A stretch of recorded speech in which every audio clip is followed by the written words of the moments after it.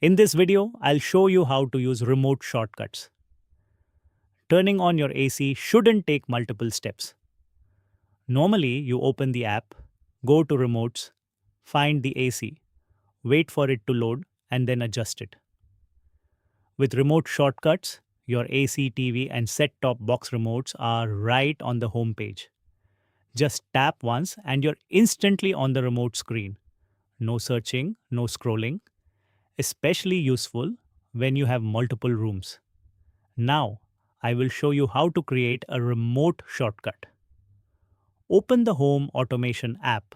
Scroll down on the home page. Tap the plus icon just below the remote shortcut section. Select the remotes you use frequently, tap done. That's it.